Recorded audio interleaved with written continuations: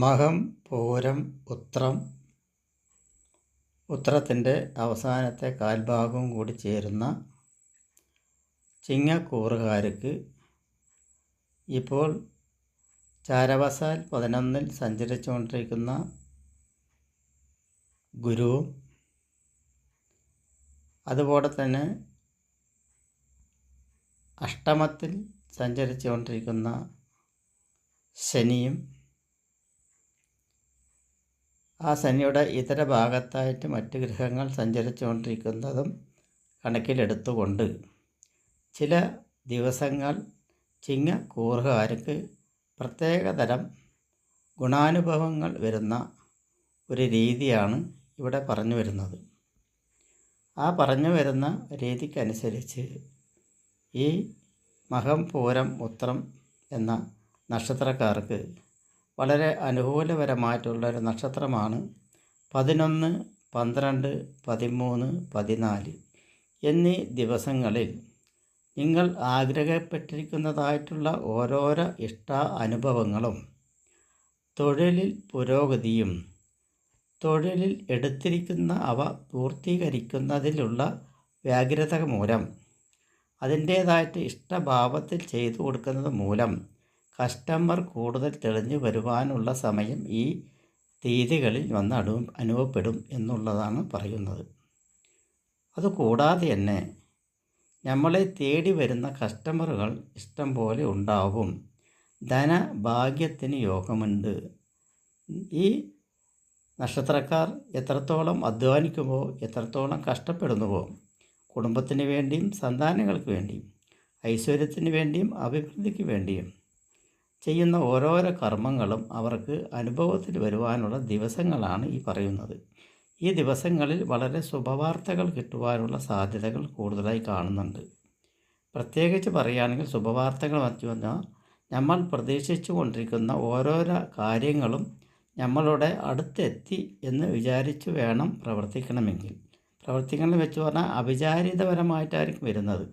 അപ്പോൾ നമ്മളുടെ പ്രതീക്ഷൻ്റെ ഏകദേശം അറ്റത്ത് ഇരിക്കുന്ന ഒരു സംഭവമായിരിക്കും പെട്ടെന്നൊരു സുപ്രഭാതത്തിൽ അല്ലെങ്കിൽ നേരം വെളുത്ത് ഏകദേശം മണിക്കൂറുകൾക്കുള്ളിൽ നമ്മൾക്ക് വിശ്വാസം വരുന്നതും അനുഭവത്തിൽ വരുന്നതും. അതുപോലെ തന്നെ ചില ഫോൺ കോൾ വരുന്നതെല്ലാം ചില ശുഭവാർത്തകളായിട്ട് വരുന്നത്. ഫോൺ കോൾ പലതും വരാറുണ്ട്. അതായത് മനസ്സിനെ അലോഷകരമായിട്ടുള്ള ബാധിക്കുന്ന ഫോൺ കോളും വരാറുണ്ട്. മനസ്സിനെ ഇഷ്ടപ്പെടുന്ന ലെവലിലുള്ള ഫോൺ കോളും വരാറുണ്ട്. ആ പ്രകാരമായിട്ടുള്ള ഓരോരോ ഫോൺ കോളും കണക്കിലെടുക്കുമ്പോൾ സമയത്ത് തന്നെ നമ്മൾക്ക് മനസ്സിലാക്കാൻ പറ്റുന്ന ഓരോ വിഷയങ്ങൾ എന്താ വെച്ച് പറഞ്ഞാൽ ഈ ദിവസങ്ങളിൽ നിങ്ങൾക്ക് അനുകൂലപരമായിട്ടുള്ള ദിവസങ്ങളായി തിരഞ്ഞെടുക്കാൻ പറ്റും എന്നതിൽ യാതൊരുവിധ സംശയമില്ല.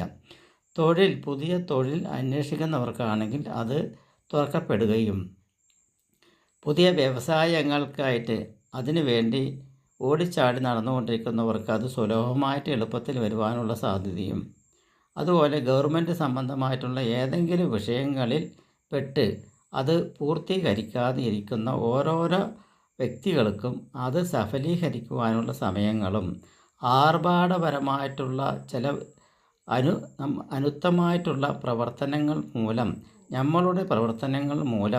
നമ്മളുടെ പ്രവർത്തനത്തിൽ ഇഷ്ടപ്പെട്ടുകൊണ്ട് ആളുകൾ വന്നു വരുവാനുള്ള സാധ്യതകളും കൂടുതലായി കാണുന്നുണ്ട്. അത് എങ്ങനെ എന്ന് ചോദിച്ചു പറഞ്ഞാൽ നമ്മൾ ചെയ്യുന്ന പ്രവൃത്തി അത് ബിസിനസ് ആകട്ടെ, തൊഴിലാകട്ടെ, ഷെയർ മാർക്കറ്റ് സംബന്ധമായിട്ടുള്ള ഇതാകട്ടെ, ഫൈനാൻസ് സംബന്ധമായിക്കോട്ടെ, കടബാധ്യത കൊണ്ടുള്ള വരവ് ചെലവിലായിക്കോട്ടെ, ഫൈനാൻസ് സംബന്ധമായിട്ടുള്ള ഇതായിക്കോട്ടെ, രാഷ്ട്രീയ സംബന്ധമായിട്ടുള്ള പ്രവർത്തനമായിക്കോട്ടെ, അതുപോലെ തന്നെ ലോട്ടറി സംബന്ധമായിട്ടുള്ള, ഭാഗ്യ സംബന്ധമായിട്ടുള്ള, കുറി സംബന്ധമായിട്ടുള്ള, ഫൈനാൻസ് സംബന്ധമായിട്ടുള്ള അങ്ങനെയുള്ള മേഖല ആയിക്കോട്ടെ, അതെല്ലാം ഈശ്വരാധീനത്തിലും ഈ ദിവസത്തിൻ്റെ പ്രത്യേകതയിലും എല്ലാം നിങ്ങൾക്ക് അനുഭവത്തിൽ വന്നു ചേരും എന്നതിൽ യാതൊരുവിധ സംശയം ഇല്ല എന്നാണ് പറയുന്നത്. അതുകൊണ്ട് തന്നെ ഈ ദിവസം നിങ്ങൾക്ക് പലവിധ കാര്യങ്ങൾക്കും തിരഞ്ഞെടുക്കാം.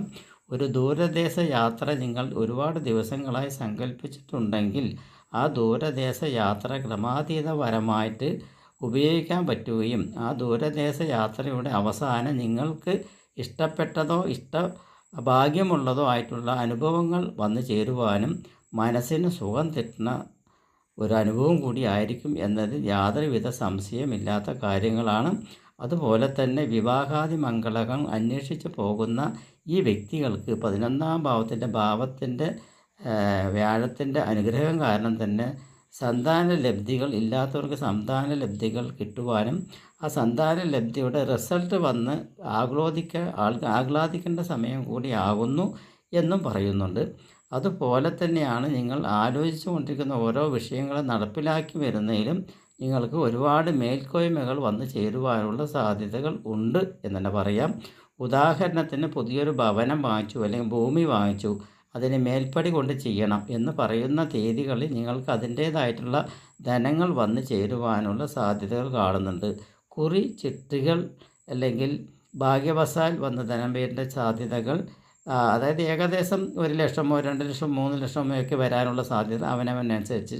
അതല്ല കുറച്ച് അങ്ങോട്ട് ചിന്തിക്കുന്നവരും ബിസിനസ് ചെയ്യുന്നവരും ആണെങ്കിൽ 10 ലക്ഷം 20 ലക്ഷം 30 ലക്ഷം എന്നീ മേഖലകൾ വന്നു ചേരുവാനും അതിനും അപ്പുറത്ത് ചിന്തിക്കുന്നവർ കോടിക്കണക്കിന് രൂപയുടെ അനുഭാവം മനസ്സിൽ വന്ന് ചേരുവാനുള്ള സാധ്യതയും, അതുപോലെ തന്നെ നിങ്ങൾ ചെയ്തെടുക്കുന്ന തൊഴിലുകളിൽ വൻ മാറ്റങ്ങൾ വരുവാനുള്ള സാധ്യതകളും ഭാഗ്യ കടാക്ഷങ്ങൾ കൊണ്ട് നിങ്ങളെ നിർവൃതിപ്പെടുത്തുന്ന ഒരു സംഭവം കൂടിയായി മാറും എന്നതിൽ യാതൊരുവിധ സംശയമില്ലാത്ത കാര്യത്തിലൂടെയാണ് ഈ ചിങ്ങക്കൂറുകാർക്ക്, അതായത് മകം പൂരം ഉത്രത്തിൻ്റെ നക്ഷത്രം കൂടി ചേരുന്ന ഈ നക്ഷത്രക്കാർക്ക് വളരെ ശുഭകരമായിട്ടുള്ള വാർത്തകളും ശുഭവാക്കുകളും ഇഷ്ടഭക്ഷണങ്ങളും ഇഷ്ടവസ്ത്രങ്ങളും ഇഷ്ടവാഹനങ്ങളും കൂടി സ്വന്തമാക്കാൻ പറ്റുന്ന ഒരു രീതിയിലുള്ള ഒരു തീയതികളൊക്കെയാണ് ഞാനിപ്പോൾ ഇവിടെ എടുത്തു വച്ച് പറഞ്ഞിരിക്കുന്നത്. 4 ദിവസം 10, 11, 12, 13, 14 ഈ ദിവസങ്ങളിൽ ഇവർക്ക് ഉന്മേഷപരമായിട്ടും